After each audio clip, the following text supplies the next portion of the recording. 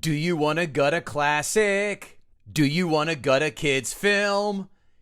Boy, I can't sing for poop. Hey everybody, Kevin Goatee here. Whoa, time for another brand new Gutting the Sacred Cow podcast. This week, we've got someone who's going to annoy your kid to no end because this person hates Frozen. Who is he? Dan Szymborski thinks Frozen is just garbage. Joining me, oh, you know him. You kind of like him, especially after his thoughts on Jaws. Delvin Cox, my buddy, sits in the old co-host chair, and we're going to decide, as I'll be Elsa and he can be Anna, on if Dan Szymborski is just a cold, heartless being by attacking Frozen. Let's find out. That woman deserves her revenge, and we deserve to die. Special guest fluffer to the stars, Delvin Cox.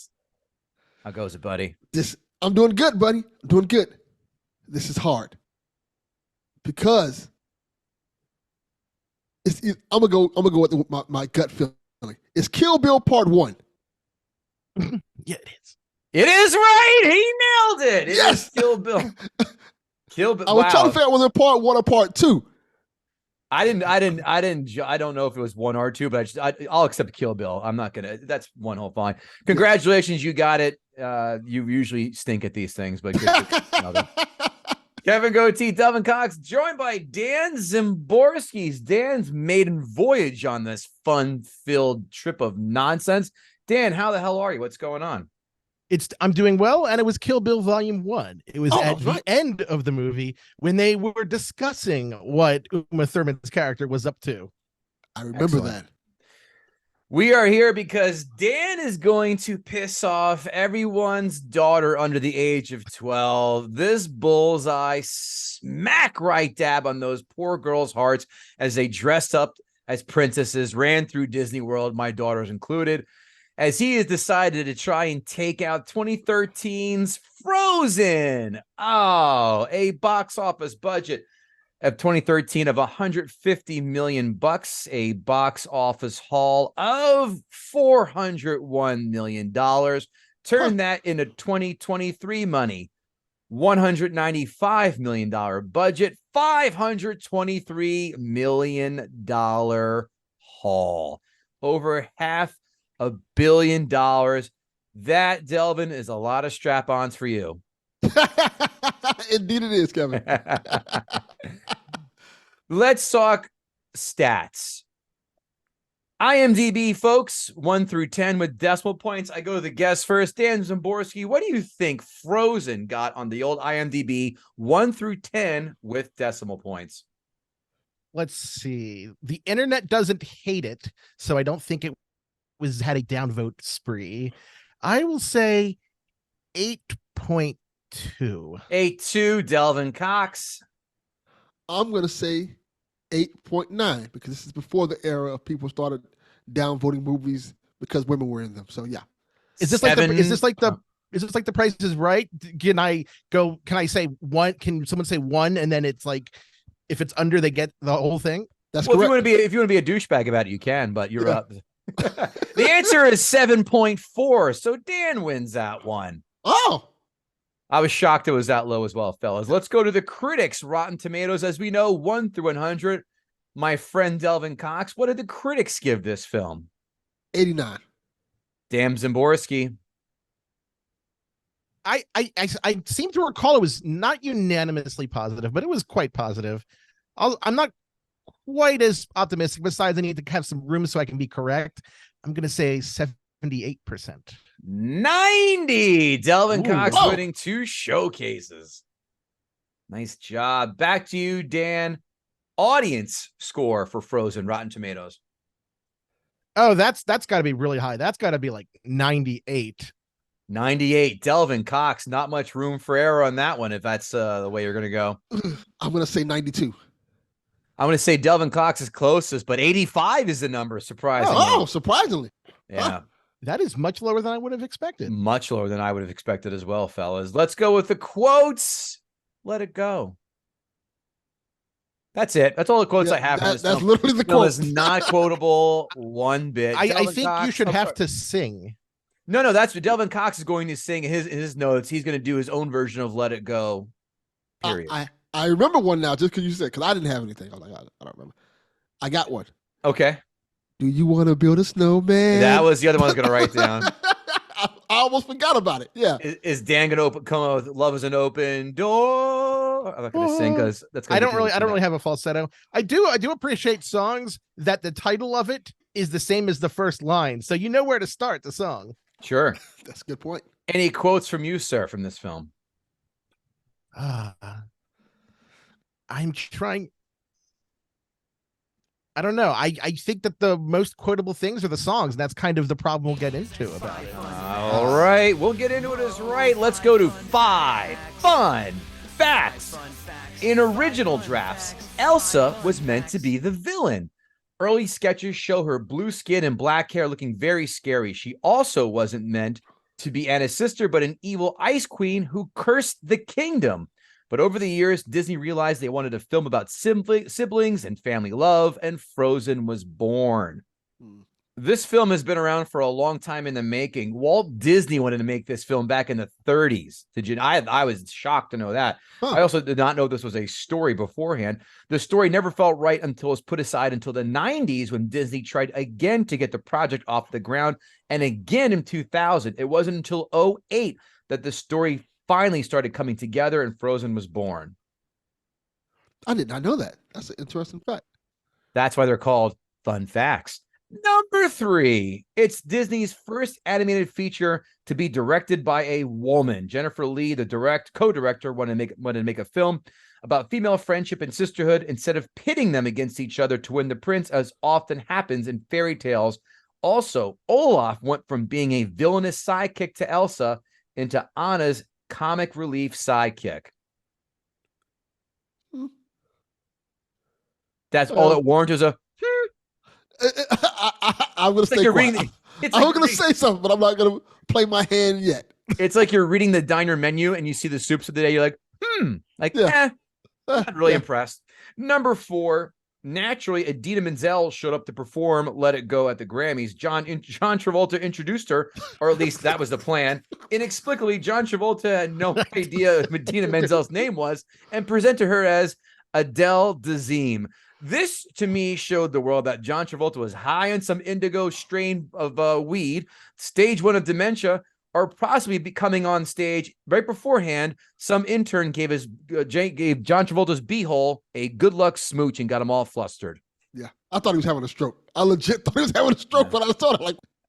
Number 5, this is going to be a guessing game. This film took blank amount of people, blank amount of years, or blank amount of hours to complete. So blank amount of people, blank amount of years, and blank number of hours to complete.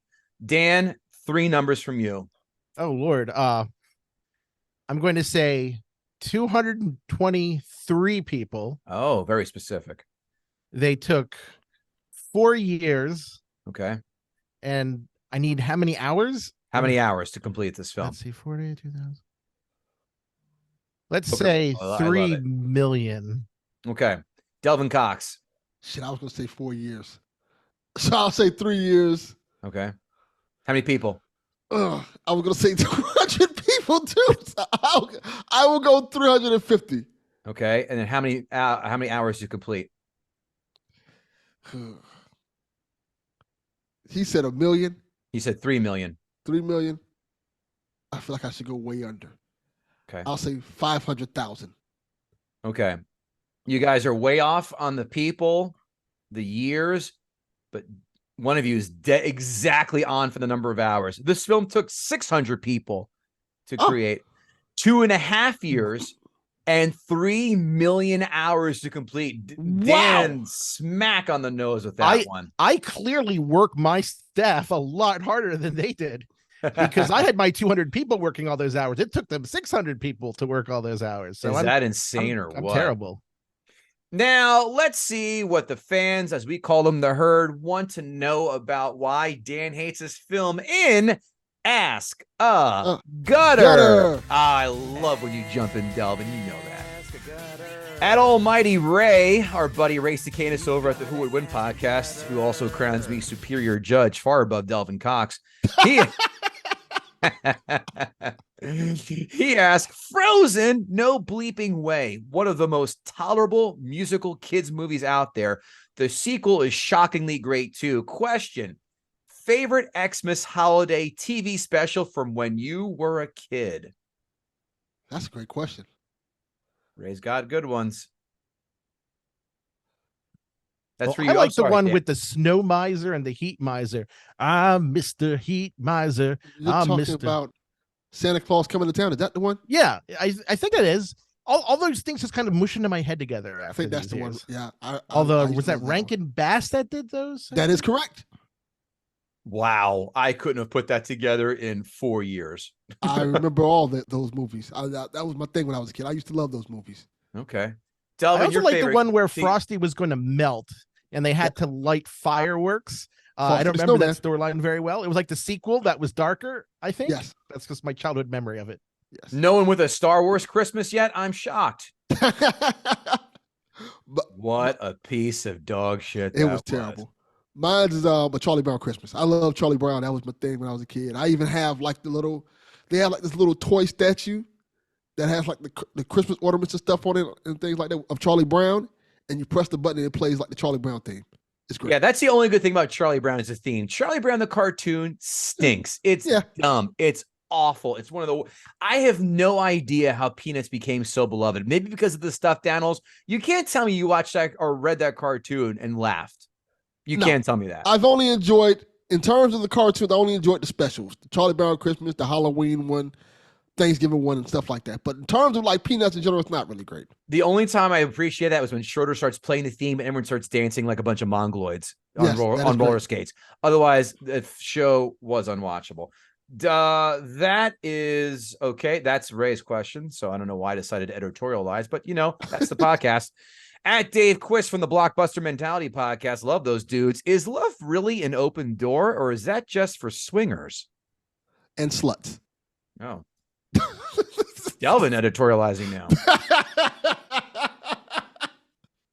I think it's one of those things that it sounds like it's profound, but it really isn't. It doesn't actually say anything.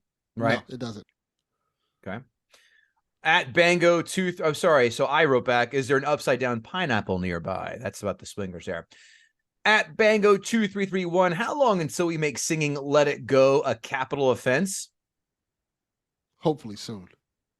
No, I'm for that. I would never sing it. I would never do that to someone. I can barely sing like, children's songs. It's terrible. Do you have kids? I do not. I do have nephews. They're not really at Frozen age yet. They're at an age where they're watching this cartoon about a garbage truck and a raccoon, which was not around when I was a kid. Garbage truck and a raccoon. So if you were singing this song, Dan, I would assume that you're one of those creeps that should be immediately tasered after setting foot in Disney World because you probably have 75 pins in a Mr. T formation around your neck and one of those weird adults who love Disney so much without kids. I immediately put you on a watch list and assume you've appeared at one point on The Catch a Predator. So I try to stay away from those pedophile situations because I'm kind of a doughy middle-aged white guy who is mostly alone, who works on the internet and does computer stuff. And when you go near the pedophile situations, they kind of consider you a pedophile. Hey, Chris Hansen, are you listening to this guy? Let's come get him right now. Get the zip ties ready and the bean bag to shoot him down in case he starts running serpentine style. You know how this looks, right? Not good. Not good. Bango 231 replies to his own thread. If they're old enough to sing, they're old enough to face the consequences. At Dave Hodge, he wants to know you addressed the Elsa Jean backstory. Does anyone know what that means? No. I am a straight man. Elsa Jean worked at a grocery store and a Starbucks prior to her beginning her career in the adult entertainment industry as a stripper in D.C. It was during her work as a stripper she received the name Elsa after the Disney princess. And let's take a look. Wow. Different universes. So she's not part of the Frozen cinematic universe then. She looks too She looks too childish for me. I'm sorry. Yeah. I can't co-sign on that. Yeah. I had to zoom in on the face. I go, oof, she looks way too young and Yes. not that cute. I will not be looking then. Although she graduated from high school at 16, so she's doing some Doogie Howser, but instead of going to med school, she's getting DP'd. That's the difference. Doogie Howser for dicks. It's just kind of weird to name porn stars after Disney characters. Like, you would never see a male porn star be going, I'm Pinocchio. I would drop my pants and say, this is Jafar. Come at it, ladies. Right? Next, hey, listen, fellas, that's going to close Ask a Gutter. No one listens to the end of podcasts, right? Of course not. That's where the plugs are. So we put the plugs in the beginning.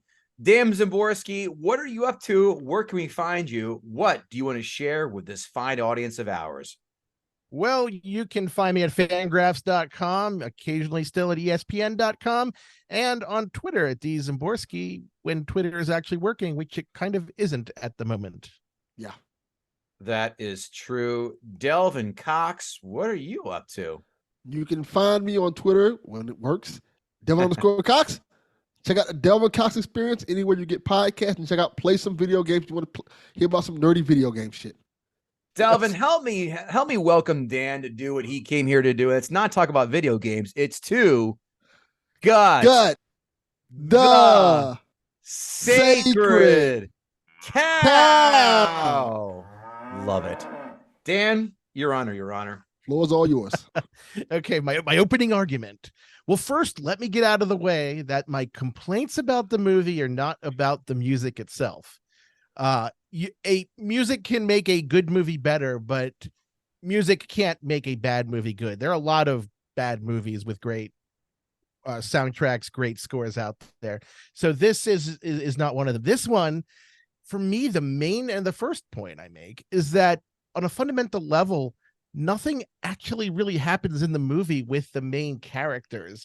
Most of the movie is just spent with Anna wandering around just kind of aimlessly, and Elsa just being very sad about things. Hans is the only one who really moves the plot. So it's never really about the protagonists of the movie. It's almost Hans's movie, but then they don't really focus on him enough. Fair. That's a fair point. Point two, when things do happen, there's not much in the way of real consequences. Everyone is happy at the end. The queen, she caused this super winter and it was all forgiven.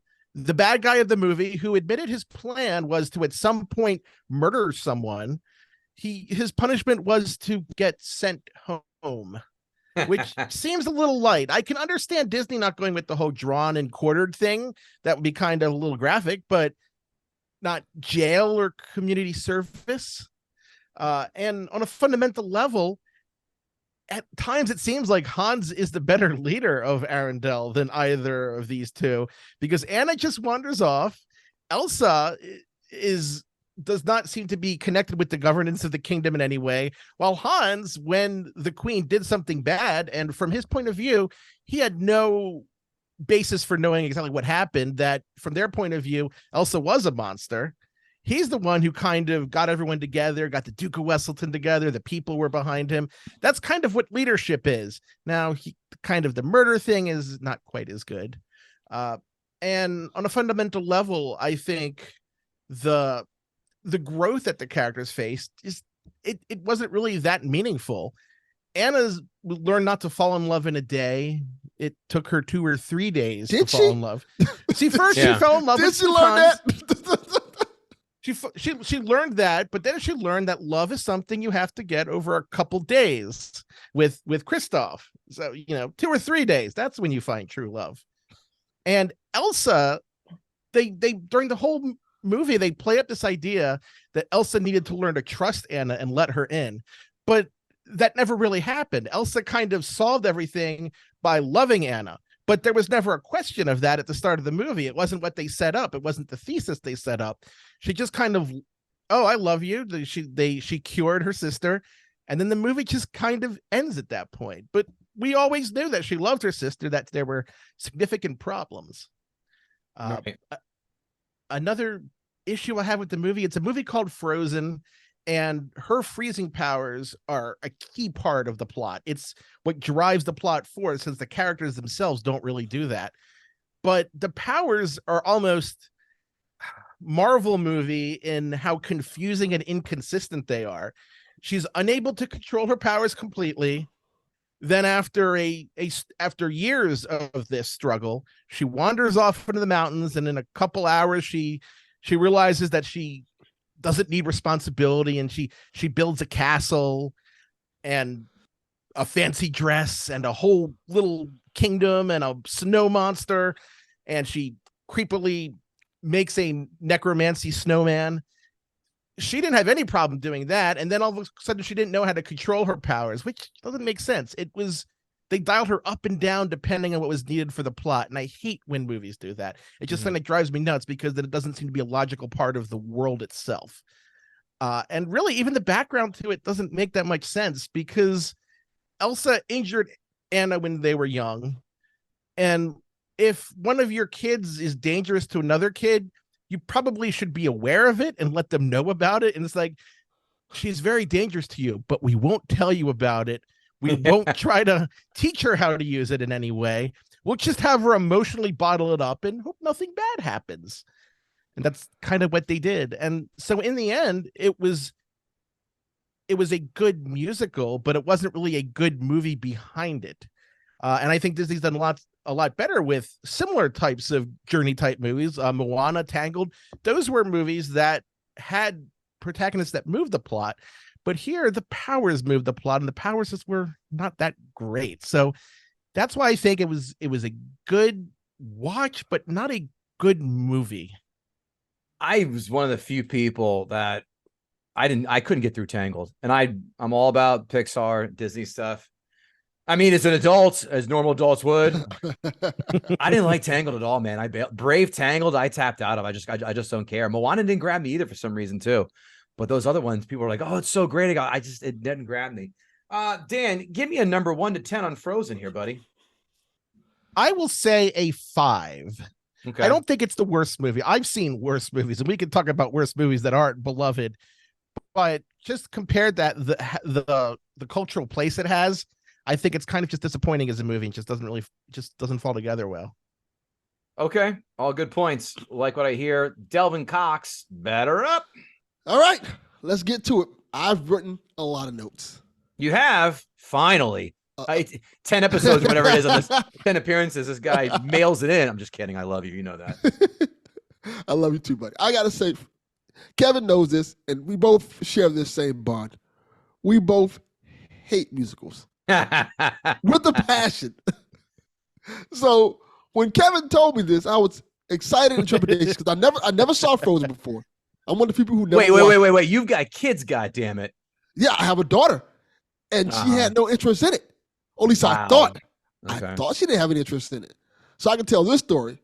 So it's a Sunday afternoon. I'm sitting down watching Frozen by myself like a weirdo. She walks in. She's like, "Are you watching Frozen?" How old's your daughter? She's now 15. Okay, she's past it. But when it came out, though, she was right in the wheelhouse. Exactly. She was in the wheelhouse when it came out. So I'm like, "Yeah, I'm watching Frozen from my buddy's podcast."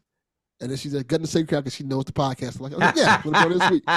So you know, your daughter. So she sat there with me, and she's like, "I kind of want to know what you think about it." And I'm like, "This is very interesting." That she just sat down. She didn't say anything. She just sat down next to me and quietly watched it. She see my response and look at the notes I wrote. And these are the notes I wrote for it. First and foremost, Elsa and Anna have terrible parents. Yep. Yes. They just awful parents. They realized they birthed the equivalent of Iceman, of King X-Man. And son of a bitch. It's right. I got that in your. And their response to that was like, "Lock this bitch up." Like, we're not going to show how to hone her powers. We're not going to show how to use them wisely. We're not going to do anything with this. We're just going to keep her away from everybody, because fuck that shit. We don't have time to do that. That's first and foremost. Secondly, okay, let's go back to the whole thing with Elsa accidentally hitting Anna with the powers. So that the solution to saving Anna was to take her to fucking treasure troves. Yeah. Like, hey, let's go to these treasure troves and let them figure it out. Right. And they were like, oh, it was a good thing that she got grazed in the head, because she'd have got hit in the heart, she definitely would have died. Like, how the fuck do you know? Is this a thing that regularly happens? Do y'all just have mutants in this world that just shoot people with ice in the head? I talk about it in my notes, so I'll get to that. So I'm not going to elaborate here. Yeah, it was just so many things that I kind of found weird. Then the whole thing, like you mentioned earlier, the fact that they were like, we're not going to tell her anything about these powers. We're not going to train her. We're not going to tell Anna why her sister cannot be near her for like 5 years. They're just like separated from each other for like 5 years. Because I think when Elsa, here's another point. Elsa becomes the queen. If you are so scared of her powers, why did you decide to let her become the queen? Why is it not thing like why don't you just tell like this, hey, when Anna gets old enough, let her be the queen if something happens to us. Not Elsa, because of, you don't have to tell the powers if you want to keep it hidden, but XYZ reasons. Because of reasons, and Elsa should not be queen. The community would kind of understand that. But no, they like, huh? No, I guess Elsa can't be around nobody else, but she can surely run this goddamn town with no problem. Like, that's a weird thing. And then, so let's get to the Anna part. So I'm trying to understand this. Was Anna like trapped in a mausoleum her whole life, or was she just a hoe or a Mormon? Because the first man she meets, she immediately wants to marry after one dance, after knowing the motherfucker for 30 minutes.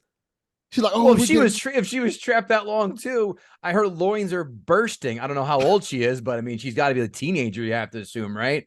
So those hormones are raging. I mean, we've seen a lot more younger women in naughty movies doing a lot worse. That is true. But this is the thing. And see, at first I thought, okay, maybe they just keep her isolated from everybody in the world. Like, that's weird, but okay. Later in the movie, Hans, the so great guy, mentions, I originally tried to get with Elsa, but she was too cold. Oh, she was such a cold person. So that makes me believe that he was around there before. This is not her first time seeing him. Yeah. Because this whole mastermind plan, which was stupid as fuck, by the way, his plan was dumb as shit, was I'm going to get close. I'm going to make Anna fall in love with me within 30 minutes so she can marry me. And then when we get married immediately, we're going to figure out a way to kill Elsa so I can become the king. There are several things wrong with this plan, including the fact that there are several points in this movie when he's pretending to be the good guy, Elsa could have easily been killed, and he chose not to. Yeah. When they get to the castle part and they capture her, and the guys were sent there to kill her, he could have had her killed there, and he could have told her, hey, well, your sister's dead. I don't know what to tell you, but we have to run the kingdom now. That'd have been there. There was a part where they were going to shoot her with a bow and arrow, and he stopped them. And then he just gets to this one point in the movie where he does this fucking Winter Soldier, I am the evil bad guy moment. I'm like, what the fuck are you talking about? And it's in this weird scene where she's like, okay, a little fast forward through my notes, where it's a weird scene where Anna gets hurt and she has her heart's frozen. Oh my God, she needs help. We have to get her to her true love. She's been sitting with this motherfucker Sven the whole movie and falling in love with him. Clearly, they had the gnomes or the treasure trove motherfuckers saying, hey, you guys should be together. Then right after that scene, they're like, oh, we got to find her true love. Let's go find the motherfucker she was with for 30 minutes and take her back to him. So they trek all the way back to him. He gets to the point where he's getting ready to kiss her, and he's like, nah, this was all a trap. Yeah. I got you, bitch. Like, what the fuck are you talking about? The plan is not finished. You should at least, like, hey, let's get married. Get somebody to get married first, and then I can say that. But no, he's like, I got you, bitch. I got you. My plan is in motion. I'm going to take over this kingdom. I tried to get your sister, but it didn't work. So here we go. And then she apparently, like, he thinks she's dead. He goes out there and like, yeah. Anna just died, but before she died, we totally got married, and they believed it. He walked out the room. Anna's dead. Anna's dead. But before she died, like seconds before we died, we got married. So everything's good here. I'm the new king. Nothing to worry about, everybody. Yeah, this townspeople are a bunch of dum-dums. Like no proclamation. He could at least prop her up like Weekend at Bernie's kind of thing. Like Exactly. And going back to the stupid ass town people, right? Let's go back to the beginning of the movie, a little bit early in the movie. I will never understand the concept of someone in your group finding out this person has superpowers and everybody like, let's get pitchforks to take this person out because they are a monster. Like, you just saw this motherfucker turn a whole area into ice. What the fuck do you think your pitchforks are going to do? Yeah, tiki torches are not, well, I guess against her they would work, but you're right. Pitchforks in general. Like, what are you going to do? Stabbing objects. This is not the T-1000 here, kids. These are... What are you going to do? And the whole thing that kind of baffling about this whole situation is she's the fucking queen. No one is loyal to the queen. No one said, hey, let's not try to run the queen out of here. Let's figure out what's going on first. Why the parents didn't set anything up in place so people can be ready for this situation? It's just such a baffling, weird thing that happened. And I'm like, this makes no sense whatsoever. Now, if you haven't noticed, I didn't mention Olaf because I don't give a fuck about Olaf whatsoever. Not in the least bit. This is like, it's literally like they just added him in the movie. Like, hey, maybe we need a character to be funny and cool. But for kids to like, and here's Olaf. Oh, he's so cool. It's terrible. Gotta sell McDonald's toys, kids. Let's make a goofy ass snowman. Exactly. And okay, another part of this movie I want to talk about that drove me crazy. Anna's doing this whole thing where her quest is to get to where Elsa's at, right? Right. So, because she thinks Elsa will never hurt her, and her whole idea is like get Elsa to come home and stop the winter from happening. And the whole thing Elsa was always saying is the whole thing why Elsa's running away is to not hurt Anna, correct? Correct. So why, when Elsa and Anna get together, her first instance is to build a fucking monster that tried to kill Anna? Because maybe she is the antagonist. Maybe that's the problem that you're talking about. In the early scripts, she was the antagonist. Maybe she still was. It makes no sense. She's like, get away from me. No, but I love you. Here's this monster to get you out of it. And the monster tries to kill him. I'm like, what the fuck are you doing? Well, listen, maybe she was on the period. You know how women put up a wall when they're on their period? Maybe that was the case. Am I right, guys? Am I right? No. It's so many things about this movie that kind of drive me crazy. The whole thing about the heart. Oh, Anna touched her. Elsa touched Anna again, and this time it's her heart. She has to go kiss her true love, and then you have to build up this whole thing, and the movie makes it seem like it's gonna be spinning. And then at the end, the true love is really sisterhood. Oh my god, this is fucking stupid. This is so fucking as stupid. In the traveling pants of the Yaya sisterhood. Yes, exactly. It's just this movie to me feels like a movie. Well, it is. You're right about that. that was just built around a bunch of songs, and they added plot to make the songs match together. And it's just like, this isn't great. Like, hey, this movie starts off, do you want to build a soul, man? And they sing the song, and they like, let's just film a scene to make this match. And then Elsa walks out, and she's just randomly like, you know what? Let it snow. And they're like, what the fuck are you doing? I want to see the song where Anna's trying to court the guy. She goes, do you want to get a BJ? Like for somebody, she's all horned up. Like, do you want to try some butt sex? Like that's the real story we need to see, right? That's the real story. Maybe that's to touch on the thing that was mentioned earlier. We get to the ending scene. These motherfuckers tried to kill the queen. And they're like, all right, you can go to jail. The other guy, you go back to your country. Like, the fuck is this? The fuck is that about? This is like a weird ending to the scene. It felt like they ran out of money and they're like, all right, let's just end this film. And that's kind of how I felt watching this. Let's just end this, please. So, to close myself out, I said here, after the movie's over with, I look at my daughter and I say, this movie's dumb as fuck. And if I realized you were watching this as a child, I would turn this off. Because I feel like this movie would have made you a lot dumber. And then she would have said, Dad, do you want me to go to Dyfus? And then to my surprise, she said she never liked the movie. She didn't like it. She found it was dumb. The whole plot was ridiculous. And this was her as a kid. She didn't like it because her mom tried to make her watch it. I was like, nah, I'm good. I don't want to watch it anymore. But this movie to me is, see, this is the thing. Disney movies for a long time had this magical thing where it could appeal to kids as well as adults. Like the best Disney movies, whether it's Aladdin, The Lion King, The Little Mermaid, Toy Story, as Kevin mentioned earlier, they kind of appeal to everybody because they have that little magic into it. This movie doesn't have that. It's a movie for very young kids, and the plot is very, very, very dumb. Like anybody with a working brain who's watching this film, like, this is terrible. You really have to turn your brain off to enjoy this film. And I couldn't turn my brain off. I thought this was dumb. I thought it was boring. I didn't find it entertaining. I didn't like most of the songs. I think the songs I knew were the songs that everybody kept playing on the radio and stuff like that. But otherwise, like, this is just, it's junk food. It's not even good junk food. It's like fucking Peeps. Peeps, Peeps are trash. I am 100% with you. They are horrible. Oh, that's the worst Easter candy you could. Delvin, 1 to 10 score, please. 4.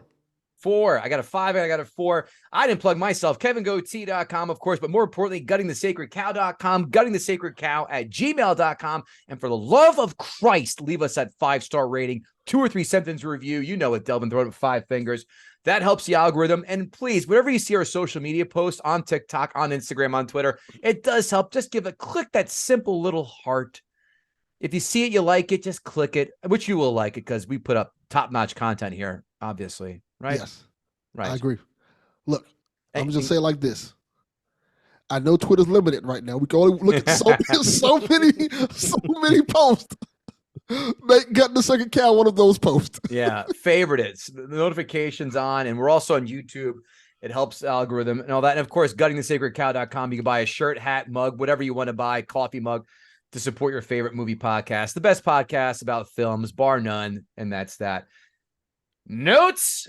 Explain to me why they have to cut ice when they live damn near on a glacier. It's all right there, guys. I didn't realize that. It's all right there. I like when Elsa gets Anna sick.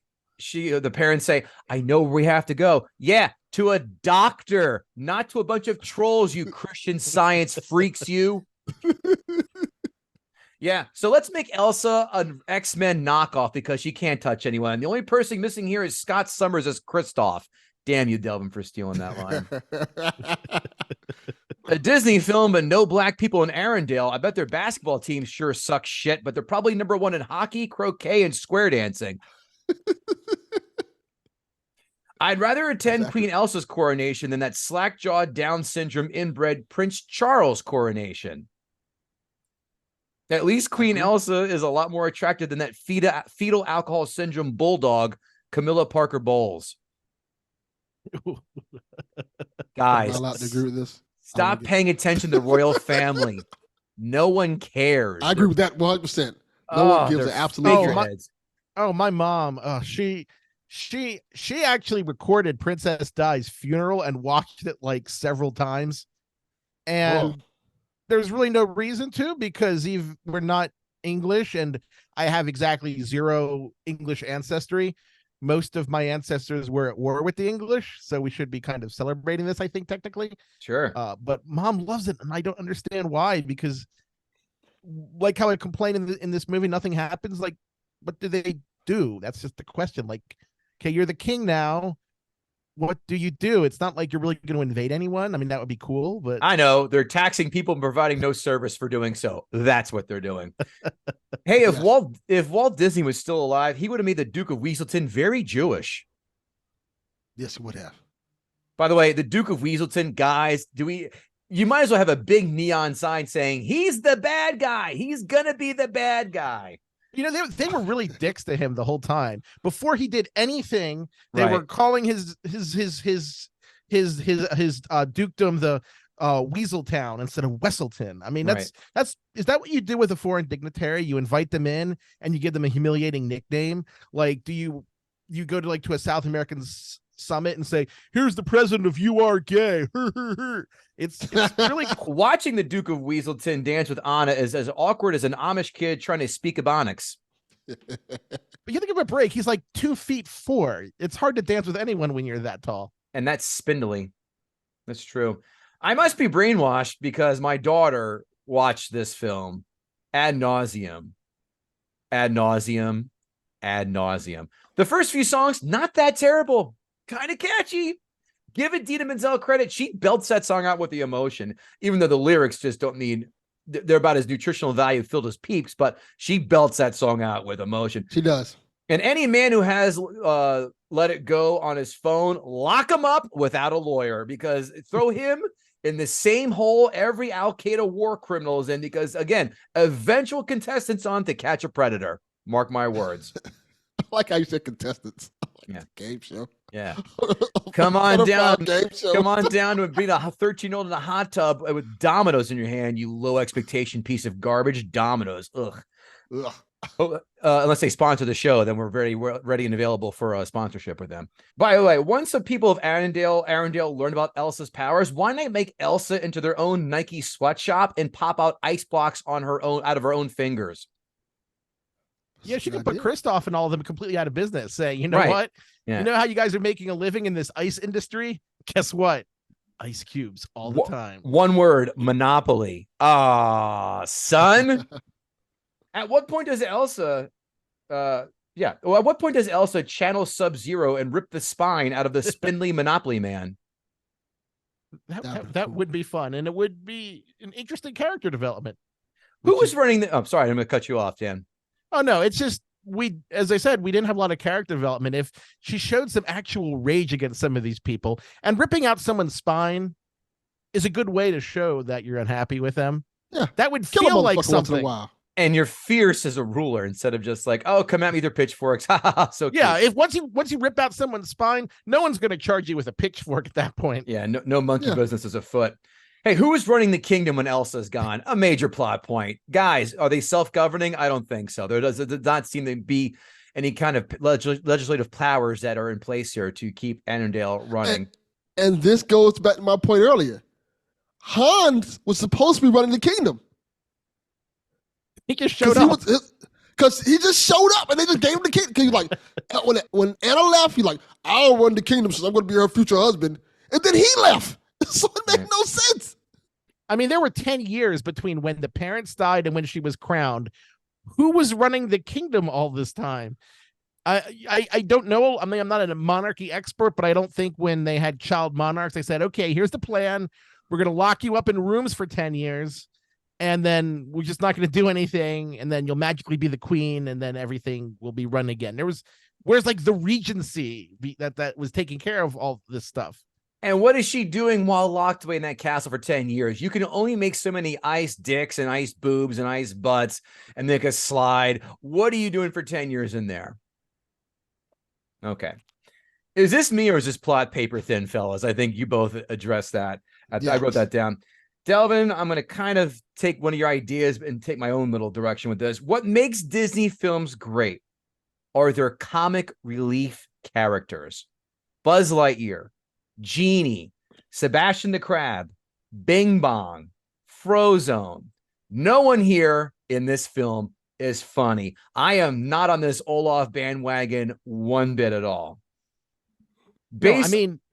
No, go ahead. No, go ahead. Essentially, Olaf is a much darker character than they actually let on. If they had made him really dark, that would have been kind of fun. Yeah. Much better than the ice powers was the ability to create life, which is far scarier than, making some ice cubes in an ice castle and a sparkly dress set made out of ice, I guess. She created life in a snowman. And she made a suicidal snowman whose one dream is what will bring him death. Right. That's way darker than it is. Instead, we get this gormless snowman. I can't wait to die. Yeah. It's worth, what's it? Warmth is worth it, or something like that corny line he gave at the end when he was going to damn near kamikaze, whatever. Who cares? Based on his movie characters and tweets, Josh Gad is someone I'd like to see walk into an open manhole. Yeah. He strikes me as one of these theater geeks who probably sings his dialogue everywhere he goes, and that would be enough for me to want to like dog shit on his doorstep. He just seems like a very annoying person. Look, as I'm understanding the story, the sister just wants to be left alone, just like Ezra Miller wants to be left alone with brainwashed women. Well,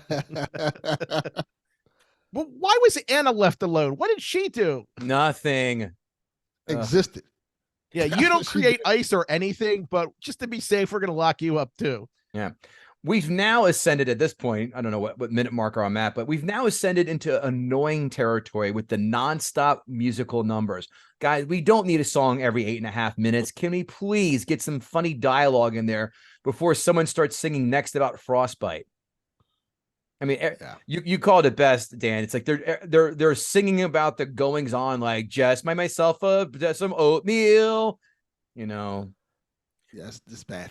I think I didn't really think of it before now, but one thing this movie could, with all the songs, the one they didn't really have was a good villain song. Right. It was just Han singing, "I am the 13th son of a king." Yeah. I'm really sad and depressed and pathetic. It's not really a great song because you look at some of the other Disney songs, they were great villain ones. You know, Ursula. Jeremy Irons singing "Be Prepared" and Lion King, Jafar singing. Hunchback of Notre Dame, the judge singing about hellfire, like I'm no one likes me, I'm just the 13th son. It's not a good song. It doesn't create any tension. So Anna has ice in her heart till 2 hours in the movie. Nor did Anna has ice in her heart. Nor did he know he was the villain. Yeah. Anna has ice in her heart and she's slowly dying. This is what probably happens if you raw dog it with Charlie Sheen. Yeah. We've turned over a new leaf with Disney when Anna tries to force a kiss with Hans. Usually the Disney princes would kiss women who are passed out and make them wake from the dead with the promise of some good dick. Much like Bill Cosby. Right. Oh, yes. I don't think Bill is laying hammer here, Delvin. But you see, Hans was sending a powerful message, like, I will murder you, but I will not sexually harass you. Yeah. I'm not going to cave into your feminine demands. This film really slowed down the last third. I mean, the brakes got just slammed on hard. Pretty weak plot twist with Hans just trying to get to the throne. They just throw the bad guy in jail and say, we're going to give an embargo and not do business with the other guy. Yeah, try doing that in Putin's Russia. You'll be sipping a cyanide vodka in no time. Facts. I've seen this movie a million times in different bits and pieces, but I've never, ever sat down in one continuous sitting. People love this film, and these people are usually 12-year-old girls or younger, and that's exactly who this film is for, my daughter. But adults who crown this atop the Disney mountain, I don't get it. I will watch the hell out of Toy Story 1, 2, 3, Incredibles 1 and 2, Inside Out, Coco, Soul, Big Hero 6, Aladdin, Little Mermaid, Zootopia. All of those I'll rewatch the hell out of. Excellent. Before I rewatch this again, all those films have way better plots, way better main characters, and way better villains. The villains here completely forgettable. Take the songs from the first half out of this, and this film is very rough. This is embarrassing. I had so many questions. I'm asking my 8-year-old, like, what is that? Why? What? She's telling me what's going on. I go, I'm a 46-year-old man who watches movies for a podcast. And I go, I'm missing this. And sometimes she knew the answer. Sometimes she goes, I don't know, and shrugged.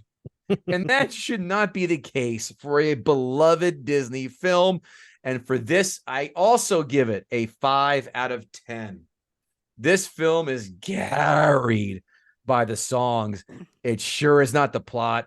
It's sure not the characters. If you're a girl, you have the dresses. I get that. My daughter has all the dresses. I get it. But boy, this story stunk on ice, pun intended. Critics, 5-star reviews.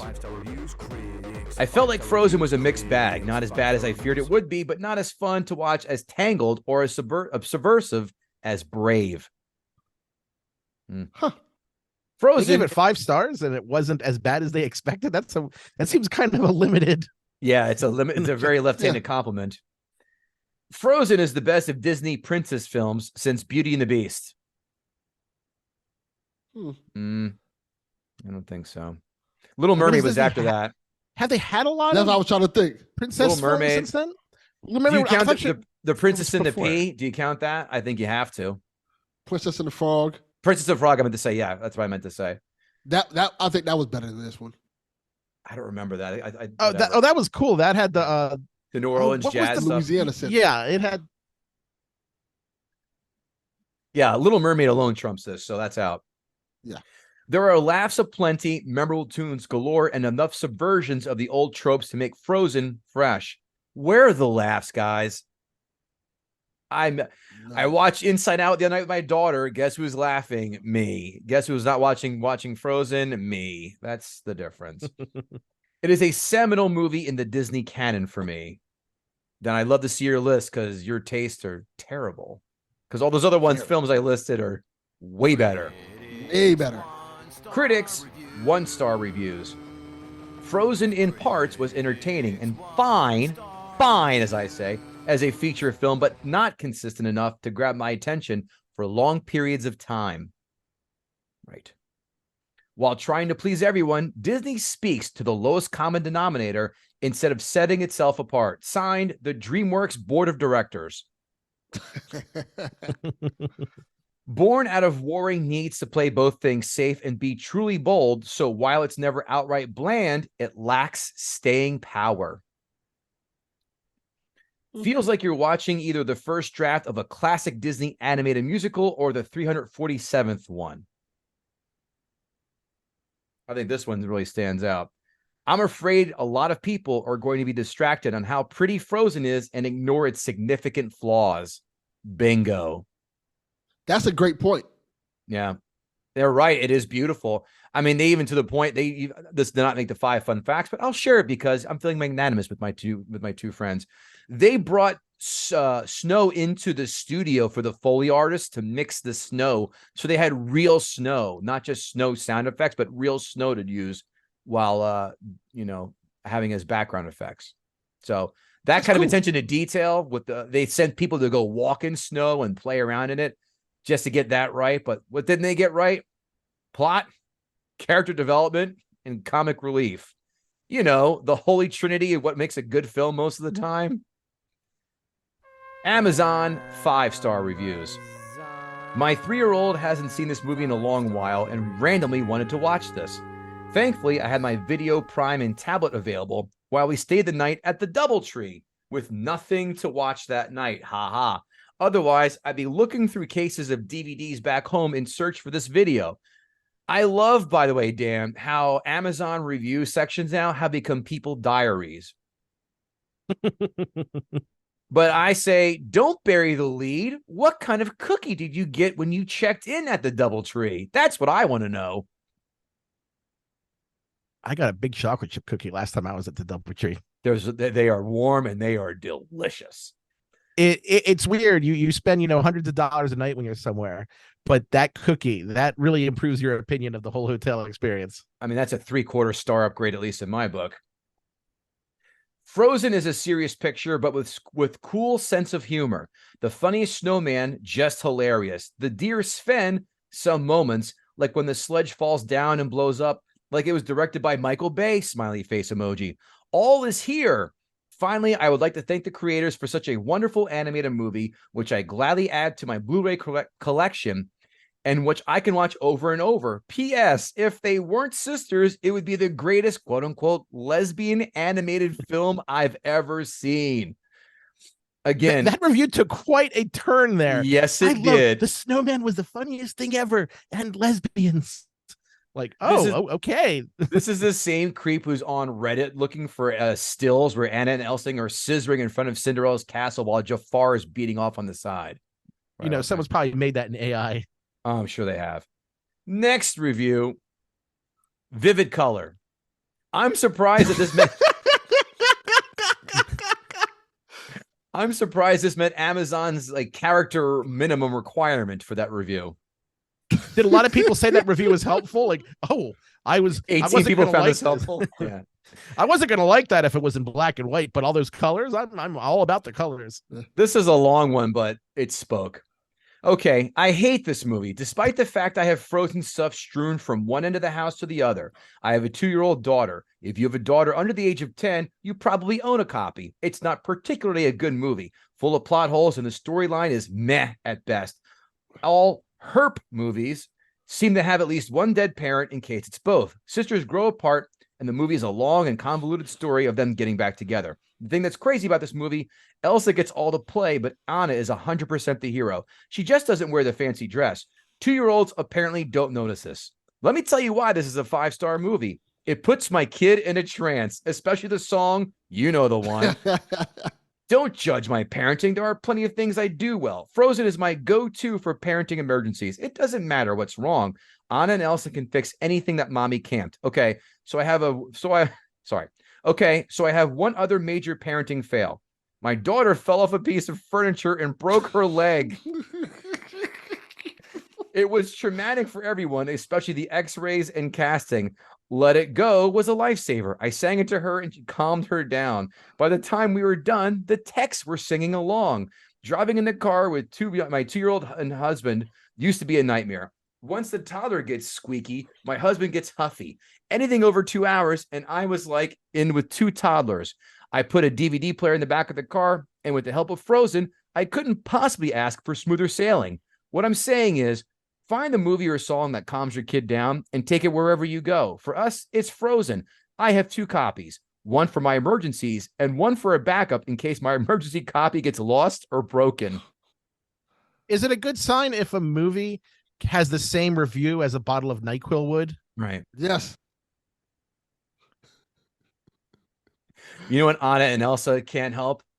Her husband going out looking for strange pussy on the side. That's what she can't help her with. Facts. I appreciate what she's like. I'm a bad parent. Yeah. Because one, I showed him this movie a lot.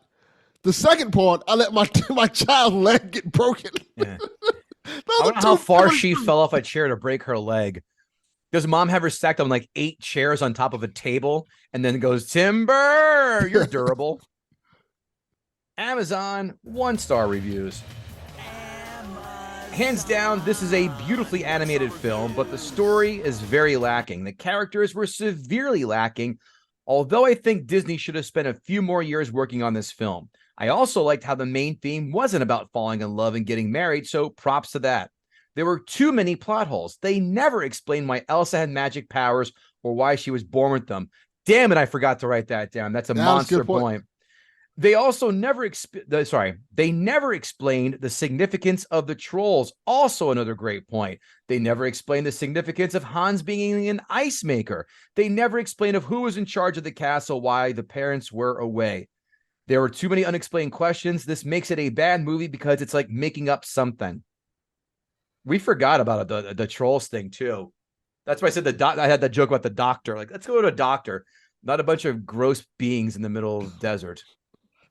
Treasure troves or forest. How would they even? I mean, even if you were inclined to go to mountain trolls to solve your medical issues, how would you know specifically for this problem that's who you consult? Because they instantly knew that, like, oh, magic ice powers. Right. We'll talk to the trolls about that. And troves. Yeah, but we won't get any advice from them about what to do with it, because we don't really care that much about our kids. That's like those people who are in god-awful states who go to like these weird, shitty doctors, and then they end up on Dr. Pimple Popper. Like, well, how long have you had this for? As they cut open a fibroma cyst that oozes out enough like pudding that serves for Thanksgiving dinner for 10. It was a long way to get to that joke. Next one. The plot was thin. If they actually followed the plot of The Snow Queen by Hans Christian Andersen, it would have been a far better movie. There were also gaping holes in what little plot there was, which were seemingly filled with songs that went on too long. Missing information off the top of my head. I didn't pay that much attention because overall it's boring. Number one, what does Elsa do while she's locked in that room for years and years? Number two, what happens to Kristoff's family that he has to be raised by trolls in the form of rocks and develops a special relationship with his reindeer? Number three, who runs the kingdom while the older sister is locked away? Number four, if the blonde sister is so concerned about letting things go that she has to belt it out in song, why just didn't she man up, return to the kingdom, and take her rightful place as queen? Hiding from your world in the palace, ice palace, is not letting it go. It's running away. Number five, while she's hiding in her ice palace all alone, what is she doing to eat? You can only survive so long on water in its various forms. Number six, on that note, her clothes become considerably skimpier. Why would you throw off your warm dress and cloak? If you light a fire, your house will melt. I don't understand how this is a children's movie and has acquired so much popularity. Disney has really slipped. This movie requires an adult attention span and understanding of love and complications of human nature / feelings. It's too advanced for children. I don't agree with that part. Yeah, my thing is when you look at the clothing issue, I think that the fact that she made clothing is really a lot weirder than the fact that it was skimpy. Like, this wasn't part of the power. Like, we could make an ice castle, an ice monster, fabric. That doesn't really go along with everything. I mean, I don't know a lot about textile production, but I don't think that's how any of that works. Next, last one. Horror movie sounds like an emotional opera. Evil Disney out to get your daughters. Signed, Roscoe P. Coltrane. Okay, that's interesting. And now to our final segment. Who's funnier, ChatGPT or KG? I asked ChatGPT to write jokes about Frozen, and this is what they came up with. Why did Elsa go to the comedy club? She wanted to break the ice with some laughter. Boo! Get that shit out of here. You know, Delvin is a comic. What they do in the black room is that you get the keys if you bomb. They take your keys out and they jingle the keys. How did Elsa and Anna organize their kingdom? They put everything in frozen compartments. Hack. Why did Olaf bring a dictionary to the library? He wanted to find out if it was cool or chilling. There are the keys. What did Sven say to Kristoff when they were lost in the snow? I think reindeer trouble. It's actually kind of cute. Not bad. No. Why did Elsa? Yeah, good participation trophy, Dan. Why did Elsa never become a baker? Because she always turned everything into ice cream instead. God damn, that's terrible. ChatGPT /Skynet 0 KG17. Delvin, I ask you, did Dan Szymborski gut the sacred cow? I think he did. Because, you know, you're the most lenient judge I've ever had in this fucking on the show, Delvin. Because we always agree that the movie's terrible. Every time we watch a movie. No, we don't. Dan, Delvin tried taking down a little film called Jaws. And no, that was different. Let's just say that Kincher Boy went out in a less violent style than Delvin's argument did. Let's put it like that. I do have to say, as a prosecution, it's helpful when the defense doesn't like the client. Yeah, that's what happened. I will agree. However, I will say that this film it already had its head in a noose, and all Dan had to do was take a broomstick and poke it in the butt just to kind of get off the edge. That's fair. It's not terrible, but it's not a classic. It's not on Disney's Mount Rushmore for great films. For musicals, absolutely, but no. But I agree, Dan. You did get the sacred cow. That is going to do it for this week's edition of Gutting the Sacred Cow. Everybody, thanks a lot for hanging out with us, and we'll see you next time.